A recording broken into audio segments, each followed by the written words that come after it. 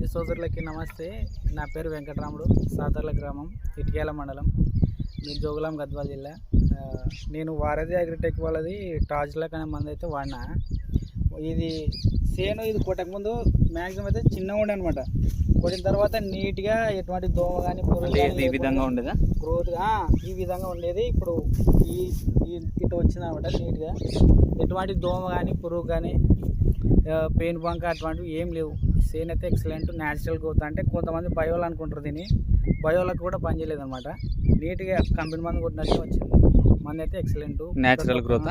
Natural growth ప్రతి ఒక్క రైతు కొట్టుకోవచ్చు. ఇది టాజ్లాక్ అంటే సైడ్ బ్రాంచెస్ కూడా నీట్గా సైడ్ బ్రాంచెస్ రెండోది వచ్చేసి ఇప్పుడు ఈ చెట్టుకి సరిగా పడలేదు. అవును, ఇది పడింది. ఇప్పుడు మీకు ఇన్నే క్లారిటీ వస్తుంది. అవునవును, అట్లా ఉండే అనమాట చెట్లు. ఇది మా వాడు మరి సరిగ్గా కొట్టినాడో లేదో వీటికి తెలియదు, కానీ మంది అయితే ఎక్సలెంట్ పని చేసింది. ఇదంతా ఉందిలే, అంతా అక్కడక్కడ పడినప్పుడు మామూలుగా కామన్ అది. మొత్తానికైతే దీన్ని రైతులకు చెప్పొచ్చా టాజ్లాక్ని? చెప్పొచ్చా? ఓకే, మీకు వర్త్ అయితే ఉంది. అంటే కింది ముడత పై ముడత అన్ని పోతున్నాయి, అన్ని క్లియర్ అయినాయి. అసలు ఆకుండా ముడత అనేది లేదు, ఇస్త్రీ చేసినట్టు నీట్ ఉంది. Okay okay. ఇప్పుడు మామూలుగా న్యాచురల్ గ్రోతే వస్తుంది కూడా. Natural growth.